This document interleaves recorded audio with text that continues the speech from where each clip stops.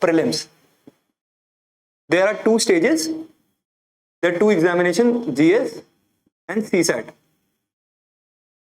Those who have attempted know it very well. Both are of 200 marks. CSAT is qualifying in nature, where you need to score 33%, that is 67 marks. And currently it is a nightmare for students. Especially those who are not from mathematics background, it's a nightmare how to manage CSAT. So I'll tell you one thing, since I told you my background, that I have cleared a number of examinations, it was truly possible because I was continuously working for improving my maths. I had a maths background, I'm an engineering graduate, but I was continuously working to improve my mathematics and logical reasoning so that I can reduce the time that I take in CSAT for solving these questions. So ultimately what you will see in all the examinations patterns, I will be telling some of the examinations which have almost similar question paper patterns like UPSC. You'll agree with me that every question paper has mathematics, mental aptitude, logical reasoning, English. These three things are very common in every examination, and these three things are common in CSAT also. And then you have mathematics, that proper mathematics, numerical mathematics. So what I used to do is practice these short trick questions which were taught for SSC CGL. For example, if I saw a question that there was question on time and distance.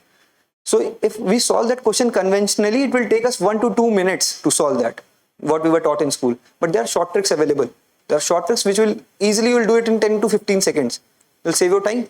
So I used to do that every day, half an hour before sleeping. I'll just watch a YouTube video and solve some questions, short tricks. So like this calendar, if you've seen last year's CSAT question, there are questions on calendar. This date was this, what was that date? What was that day? There are short tricks. If you go by conventional method, it will take you 2-3 minutes. You will get the answer. But ultimate resource you have wasted is your time. And in that paper, time is the utmost importance. So I did this. So I was practicing mathematics at night. So in CSAT section, I noticed few things, that apart from numerical ability, in mathematics section, apart from English comprehension, there were few sections that were easily attemptable and easily scoreable. That were data interpretation, logical reasoning, tables and charts. If you have practiced it sufficiently, you will end up scoring very good in these sections. You will reduce your time and you will get the right answers very quickly. And this will come in every examination which you attempt, even SSC CGL, even in CAPFs. Even in UPSC CAPF, this helped me. I did not prepare for CAPF particularly. I did not prepare for any of these examinations which I cleared particularly. I just prepared for civil services. But in the hindsight, I was working for CSAT. And I just used to give, when these exams were approaching, either of these examinations which I cleared, I just used to give some mock tests. There are a number of online platforms like Testbook. You must be knowing many of them. So I just used to give some mock tests. I used to observe what was the cutoff of that examination, particular examination, whichever I was appearing for, and then I used to calculate that if I attempt this number of questions and I get this much wrong, then too I'll end up getting more than the qualifying marks. So this was the clarity of thought, that even if I am not knowing the questions, if there are 100 questions in SSC CGL, I know the cutoff is 140, so I need to attempt at least 90 questions, so that if I get 70 right, 20 wrong, then too I am in the cutoff. So that is the clarity of thought when you appear for other examination. In this way, you are not wasting your CSC timings. Your preparation strategy is not compromised for civil services. At the same time, you are getting a leverage over other guys who are appearing along with civil services for the other examinations. You're getting my point? So this was my strategy which helped me score good in CSAT. Now appearing for CSAT, what I would suggest, this worked for me, that when CSAT exam begins, we have 2 hours to attempt 80 questions. What you do, that you attribute for first hour for maths and all these question, data interpretation and everything, leave behind English. Whenever the English question comes, just skip it. For first 1 hour, try and at least see through all the questions.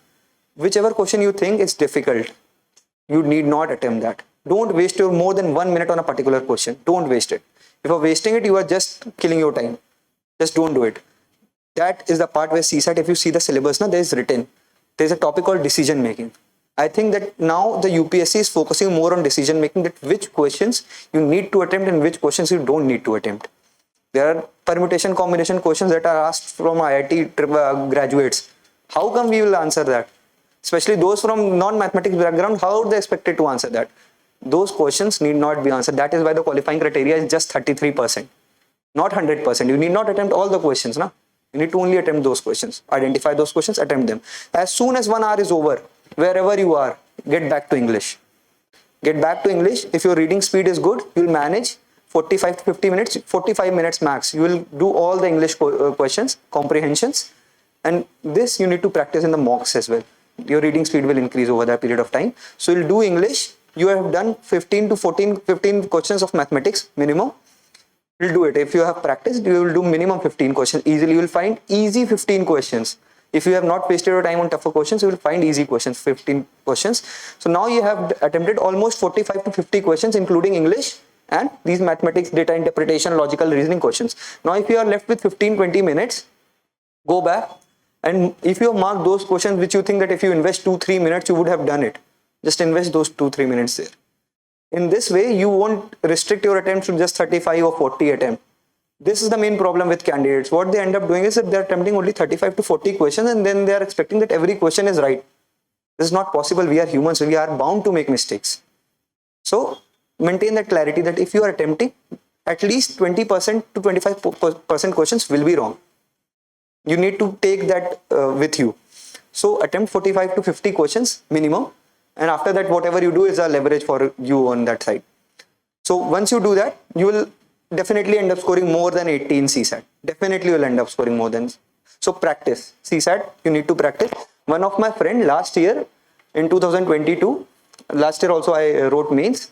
I got to the interview stage, but my marks in mains were less, so I could not make the final cutoff. So, but my friend also appeared for the last year.